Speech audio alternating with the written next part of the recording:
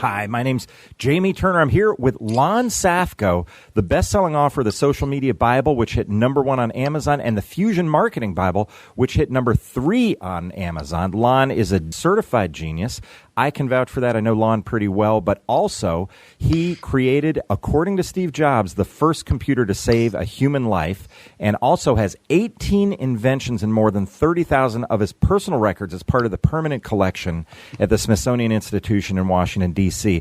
Lon Safko, great to have you with us. How you been? How exciting. I'd love to be here. We have so much fun together when we work. We do. Side by side. And we put work in quotes there because we actually don't get a ton of work done when we're around each other. Usually it's sipping margaritas down in Mexico and things like that. But great to have you on board here. I do have to ask the first question off the top of my head is, tell us about the first computer to save a human life, that Steve Jobs said that about something you'd done. Walk us through that. What was the story behind that? Tell us a little bit about that.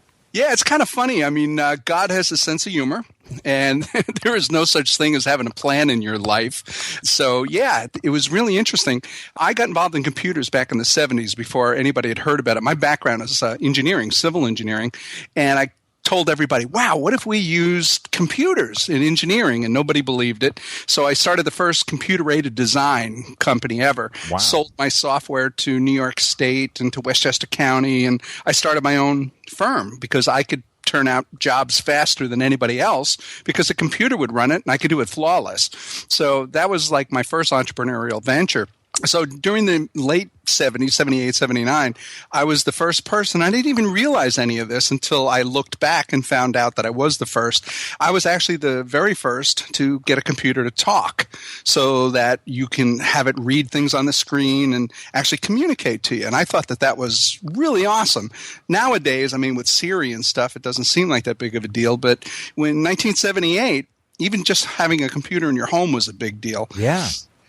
So I taught it to talk, and then I thought, wow, what if I could teach it to listen to what I had to say and actually recognize my voice?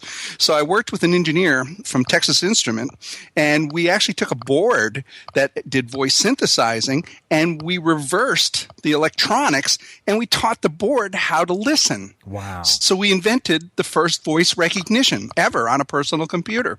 And that was on an old Apple IIe, and I think I was sporting a whole 48K of memory at that time. Back in the day, that was probably blazing fast. Well, that's after you added the extra memory from the 16K when you bought it in the store. So again, nowadays it's in our cell phones, but in 1978 to have a piece of technology say, welcome and good morning, who am I speaking with? And I'd say Lon, and it would say, welcome, Lon, what would you like to talk about? It was kind of a big deal. So then about 1979, I heard about a company that was part of BSAF. They don't make anything. They just make things better. And they created this technology with these little boxes that you can turn lamps and appliances on. And the employees bought it out of BASF because they wanted to shut the division down. But they were failing. They didn't know what to do with them. So I flew back to Northvale, New Jersey, met with them, and I said, dudes, you got some cool technology. Let me write some software, do some cables, connect it to the computer. I had no idea at the time, but I actually brought to market the world's first environmental control. Wow. By accident. My wife calls me the Forrest Gump of technology. Better than being called the Forrest Gump of anything else, I guess. So yeah. That's funny. So what happened was I had this computer that I can say lamp on, and the lamp pops on, television off, lock door, air conditioner up, volume down, call mom, and it would just do it. So I played with that for a while. Of course, that was just a pastime. I was programming artificial intelligence and getting it to communicate with me. And then in about 1985, I was working on this, and I was a manager of an Apple store. And some guy came in and said, "What are you doing?" And I said, "I'm talking to my computer."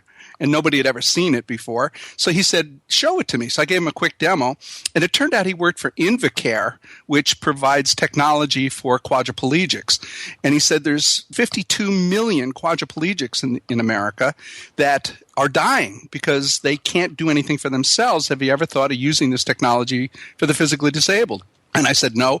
So what happened was, he says, I want to introduce you to a patient of ours at St. Elizabeth's Hospital in Yakima, Washington, and he's trying to commit suicide. And I said, why? He said, well, he's in his late 40s. He's an engineer. He was helping his friend on Thanksgiving. Now imagine, this is Thanksgiving in 1985. His friend was a quadriplegic. They had Thanksgiving dinner. And he was leading him down the steps in the wheelchair, and he lost balance of the wheelchair. And the wheelchair fell face forward down the concrete steps. He hung onto it, flipped over the wheelchair, hit the base of his neck on the edge of the step, and became a C2 quadriplegic. Oh, my gosh. Wow. Oh. What a horrible story. Yeah. Oh. So he wakes up in the hospital. He's in a charitable hospital. His insurance have capped out. He has no more insurance. He lost his job because you can't be an engineer and paralyzed from the neck down. He burned through his life savings. He lost his house and his wife left him. If he could have moved his arms, he would have committed suicide. So, and he refused medication. So what I did is I went up and I brought him this computer system just to see if it would help. I would think quadriplegic, instead of screaming for help, he can turn on the light and answer the phone and type and whatever. And he wanted nothing to do with it. He had made up his mind he was going to die. So I trained him anyway, even though he had his head turned the entire time. And then 30 days later, I get a call from the nurse. Her name is Nurse Stump, and she worked in the amputee department. Oh, boy. There was something very weird about that. Yeah. So she says, you better get up here right away. So I drove to the hospital, got a speeding ticket. I went so fast. And I walked in the room, and his bed was empty. So when you talk about a quadriplegic and their bed is empty, it's because they're dead. Right. So I thought she asked me to come pick up the computer. So when I saw the bed and the computer on the side of the bedside, it was a terrible image. I started to cry, and I turned around and walked out, and from behind the door, this gentleman rolled out with atrophied hands and shook my hand to thank me for saving his life. And within 9 months, he actually had left the hospital, had a condominium, got his engineering job back. Oh, you're kidding. Isn't that amazing? That is amazing. And that's all because of the technology that you'd put together in order to help him out. Absolutely correct. And wow. I didn't even think about it when I was doing it. So I was absolutely moved. So what happened is that the story got out, it went through the hospital, and I got a call from NBC in Yakima to do a story on it, which is actually that story from 1986 or 7 is still on YouTube.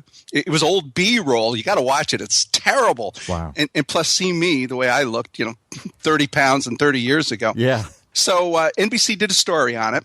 And, of course, as you know, they take the stories and they put them up to the bird, as they call it. They satellite uplink it.